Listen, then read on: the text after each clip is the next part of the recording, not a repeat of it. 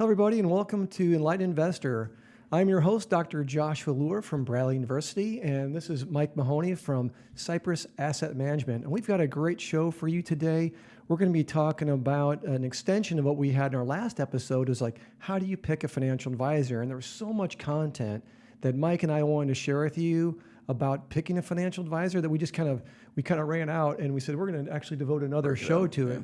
And this is a show that's going to be more philosophical based, like how does a financial advisor help you grow as an investor and as a person? Because we're going to the idea is trust and develop the individual as through learning and really become more than what you were before you met this individual. So the first thing I want to tell you is that in this introduction is that the odds are not stacked in your favor.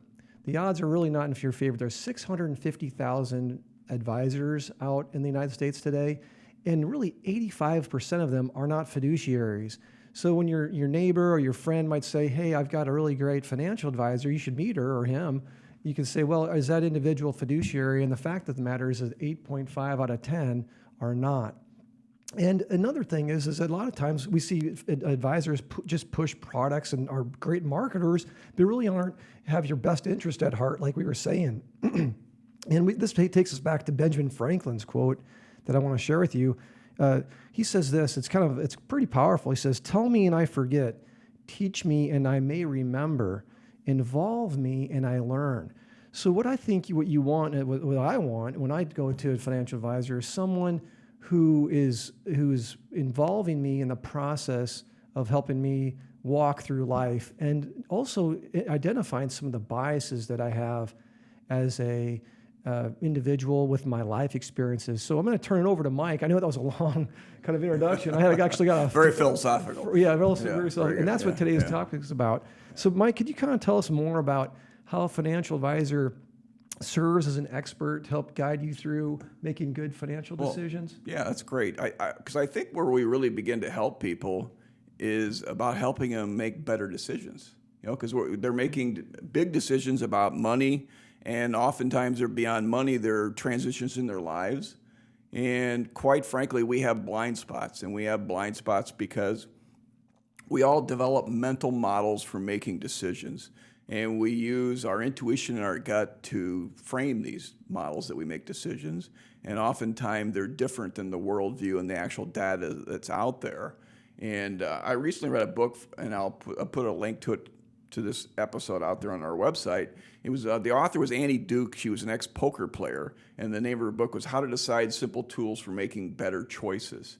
And I mean, that's what we do as advisors, is we're helping people make better choices. But to help people make better choices, we need to understand sometimes their thinking process and where they're thinking and where they're getting their data from and what their model is. And quite frankly, we all have biases. And I think that's another topic. We'll break that up and use that in another video. But we all have blind spots in these biases, and they create a bottleneck in our decision-making process. And what happens is the decision process is no better than the inputs, and if our input's no good, then the output's no good. I got a quote for you, since you had a quote. Mark Twain had a good quote on this one. It ain't what you don't know that gets you in trouble. It's what you know for sure that ain't so. Yeah. So I mean, that's really true. We're bad at figuring out that these beliefs are inaccurate, and our role as an advisor sometimes is to get people to step back from that and get more awareness and clarity when they make a decision, that sometimes they're their own worst enemy, So it's important, and it takes some time sometimes to get to know people. Yeah, Mike, I think it's hard for many people to see their own through their own biases. Right. Yeah. And I think I'm gonna tell a story that's maybe not perfectly aligned with this, but my father, I don't know if you know this, he's a dentist and he's a doctor, and he's really great at diagnosing others, like diagnosing his clients, like what's going on with your health. And my father, his whole life, had some medical issues, and he still has them today. And even though he's got this great power to diagnose others, he didn't have the vision to sort of like diagnose his own self. And I think that maybe that kind of speaks to a little bit about being able to look at others more objectively than we look at our own selves a little Sure. bit. Yeah. And I wonder if are we motivated to protect our beliefs when it comes to reasoning about our situation? Sure. Like kind of like my dad there. Yeah, and your dad's, we're going to cover this too. So he's a smart guy, obviously, and sometimes that throws more into the mix. We'll cover that too. Yeah. But our beliefs are our fabric of our identity, and discovering that we're wrong about our, something, or questioning our beliefs, or admitting that some bad outcome was a bad decision, all have a potential to tear that fabric. And quite frankly, we're going to protect it then, right? We're going to have our little trench and and we're going to let data fall into the trench, and it's going to either fit our reasoning, or we're going to throw it out of the trench, or we're going to come up with a reason why we think that isn't so, right? So we protect that narrative in our identity, and the key is having someone that's willing to open you up to that. Yep. Being aware of it. I think we all have this internal bias, our inside view, and I think you kind of mentioned this a little, and I want to have you talk about this a little bit, is, there's some remedies to that. Right. What are some of the remedies to kind of protect our own selves from our own internal biases when it comes to life and investing? You have to be willing to open yourself up to other people's perspective and what's true of the world. The world, there's a lot of data out there on a lot of things that's true of the world. A good example of that is we know on a given year how many 70-year-old men are going to have a heart attack.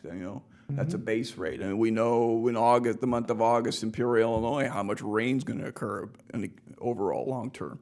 So the worldly view's out there, and the key is looking at that data, especially in the investment world. There's tons of correct data, and it's a matter of whether you're looking at the odds. Putting the odds in your favor, regardless of where it's active over passive investing, value over growth, small over large, et cetera. The base rate data is out there, and an advisor can help you show you that. And basically, an advisor, as I alluded to earlier, they're going to help you find your blind spots, see what your true motivations are when you're making a decision, and sometimes help you prevent from blowing up a well-thought-out plan just due to emotion. Because we can be an objective third party and remove emotion from that whole decision-making process. Because a lot of times, a lot of life, especially even life transitions. A lot of life transitions can be really emotional, and an advisor can be a good third party that's removed from the emotion, can help you make better decisions. Yep.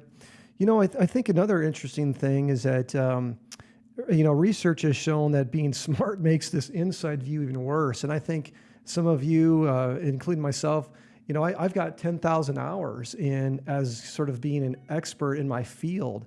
And I kind of, after a while, I think I get into that trench. You talked about the trench, right? And I just take data that I think fits my trench world, and I don't even look at the data that is outside of my trench world. What are some ways to get this outside perspective into our trench, right? Into our visor, like racehorses, they put blinders on, right, Mike? So they can't see what's around them. They just focus on one thing. But what happens if you're actually running off, you're stampeding off, and you're going in the wrong direction because you've got blinders on? So how can we get some more outside perspective, I wonder? Well, I think you gotta have a third party, right, that you trust, that you can bounce things off of. And be willing to the data. Because, you can have data out there that two people look at the data and you interpret it in a different manner. But sometimes you just need another perspective on the exact same data you're looking at. But you mentioned earlier, about the smart people, and I've seen this a lot because I deal with successful, smart people. And none of them were lucky. None of them won the lottery. They all had made their money themselves, and they've been very successful. And what they show with smart people is we're even more susceptible when you're smarter, because you're able to go out and do your own research, right, and determine your own data, and you have motivated reasoning, and then you go back to that whole fabric and the identity thing and pride and egos, and sometimes it's hard for people to accept another viewpoint because of that hidden, latent bias that they have of protecting their identity. Yeah, I'm not a psychologist, but that kind of sounds like lay on the couch here. Well, I have got some friends who are very successful too, and they're like small business owners, and they did it all themselves, right, Mike? They put in all this time, and they've really just done fantastic. but and then they can't like hang a picture on the wall because they're too perfectionistic, or they think they might be able to. Since I've got this small business, I've done well at this. Well, then I should be able to do just as well at the financial investing world. Yeah, and I think another thing that helps, and I didn't mention this, is the process. I mean, having a process, especially a systematic process for investing in financial management, and wealth management, removes emotion. I mean, you have a process, right? And you follow A, B, C, and D, and you remove the emotion. Yep, I've heard that a lot. Is that if you just put together a process of investing every month, whatever, pay yourself first. I think that's just a no-brainer. Sure. Yeah. Dollar cost averaging, loss harvesting, rebalancing. Simple stuff, but very powerful. Yeah. And it tells you, rebalancing is a very tough thing to do, because think about it, you're rebalancing when the markets are really normally getting hit very hard, like last March. And it's tough sometimes for people to, they emotionally, they want to bring in different reasons. And I want to step back on that whole reasoning thing. I didn't mention this. I mean, where we develop a lot of this bias and cognitive disorder for our thinking has to do with our own life experiences. We develop perspectives, and you think about this. If you're younger and you grew up during a time period when the market was on fire and stocks were great, versus someone say they grew up in the Depression when stocks got crushed. Yeah. It's our life experiences, which are just a minutia in our lifetime or in the world's lifetime. But to ourselves, it's a big thing. And so we sometimes don't see the world because of our own perspective and experiences we've had in our lives. And so that helps when you have a discovery process with a client in the beginning, is to take a look at where they're coming from, what their perspectives are, what their expectations are. And if you see an issue that you think is incorrect, it's a lot better to help coach them at the beginning than to have them just to blow up, as I said earlier, blow up a plan in the middle. Yep. Yeah. So I think it's a great topic and one that's often overlooked. Yep. Yeah, I love that. But I do think we should talk about biases on the next video, because I think that's a video in itself. I mean, bias, because you can have, not only can the client and the investor have a bias, but much of the investment world, advisors and managers, et cetera, they're prone to having biases as well. And I think it'd be a great topic. And I believe we have a guest speaker for that one too. Oh yeah, we got That'll be awesome. Got it set up, so it'll be great. Good stuff. Good stuff. So there's a lot of challenges to becoming a great financial advisor. Kind of being a life coach, stretching people intellectually. I mean, helping them see their inside biases and just really understanding people better is the key. Yeah. And I know there's a lot of great stories you could tell us. I'm sure. Yeah, we won't do that today. So, anything else you want to talk about?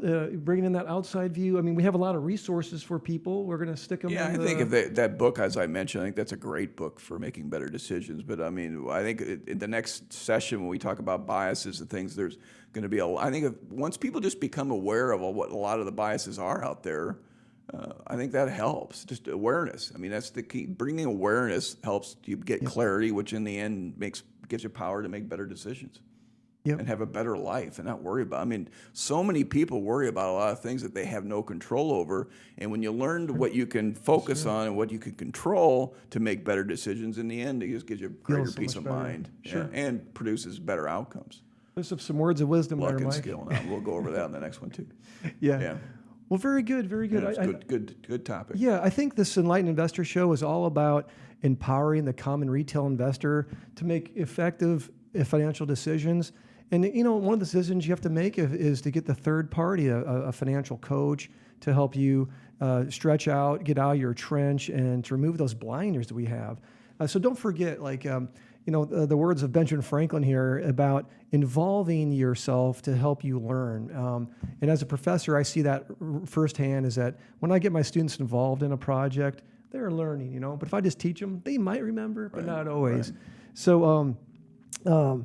Again, never invest in a product you don't understand, and find someone that you can trust in a professional way to help you. So if you've enjoyed this content today, which I really hope you have, please be sure to hit the like button, give us a subscription even, tell your friends and family. We're really here to just be a outside educator. We hope that you can come to our channel. In fact, Ryan, our producer here, he's put together a website for us. It's called enlightened-investor.com.